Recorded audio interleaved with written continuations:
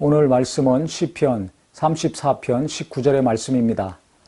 의인은 고난이 많으나 여호와께서 그의 모든 고난에서 건지시는도다. 의인은 고난이 많으나 의롭게 살고자 하는 사람들은 항상 고난이 따랐습니다.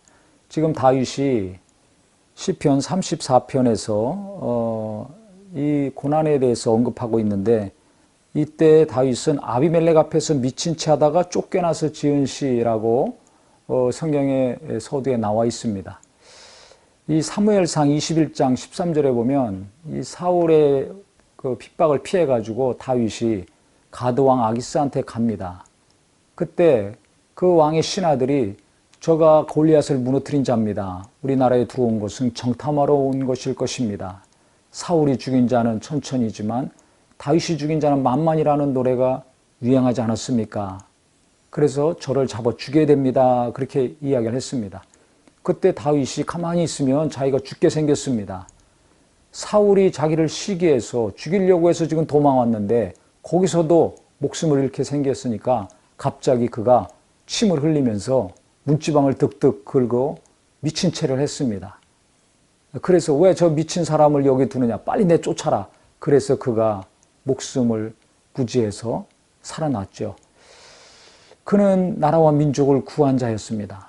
골리앗을 무너뜨리고 나라를 건졌는데 그 사건 때문에 당시 왕이었던 사울이 시기하고 질투해서 그가 도피 생활을 하다가 미친 사람 흉내까지 내면서 그가 목숨을 보존해야 됐습니다.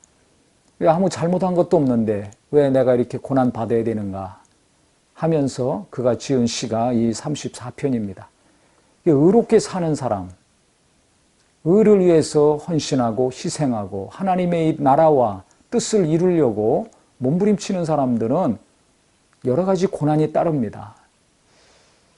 그래서 성경에도 보면 예수님이 이 땅에 우리를 구원할 구주로 오셨지만 얼마나 많은 고난을 당하셨습니까? 구약 때나 신약 때나 믿음의 선진들을 보면 편안하게 산 사람이 없습니다. 순교를 당했고 많은 고난과 핍박이 있었습니다. 그래서 이 베드로가 베드로전서 2장 20절에 보면 죄가 있어 매를 맞고 참으면 무슨 칭찬이 있으리요. 그러나 선을 행함으로 고난을 받고 참으면 이는 하나님 앞에 아름다우니라 그랬습니다. 부당하게 고난을 받아도 하나님을 생각함으로 슬픔을 참으면 이는 또 아름답다 그랬습니다. 19절에. 그러니까 애매하게 고난받을 때, 부당하게 고난받을 때 참는 것, 하나님 앞에 아름다운 것이고, 또 의를 위하여 고난을 받으면 복이 있나니 3장 14절에 말씀했고, 그 다음에 선을 행함으로 고난받는 것이 하나님의 뜻이라고 또 3장 17절에 말하고 있습니다. 그러니까 하나님의 뜻대로 살고 선하게 살고 하나님의 의를 이루고자 하면 이 땅에서는 반드시 고난이 따른다는 것입니다. 지금 교회에서 하나님 뜻대로 신앙생활 하려고, 또 가정이나 일터에서 하나님 뜻대로 사업하고 자녀를 키우고 가정을 이끌어 가려고 결심하고 노력한다면 그날부터, 그 순간부터 원수는 우리를 가만히 두지 않습니다. 가족들을 통해서 어려움을 겪게 하고 또 일과 사람과 물질을 통해서 고난이 닥쳐옵니다.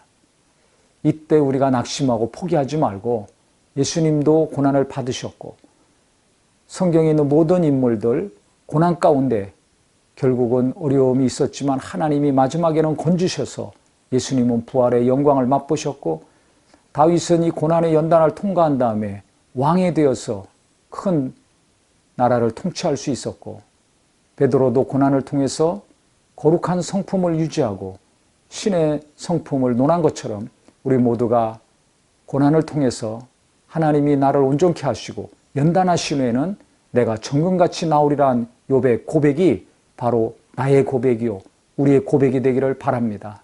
하늘에는 큰 상이 쌓이고 하나님은 면류관을 준비하고 계실 것입니다.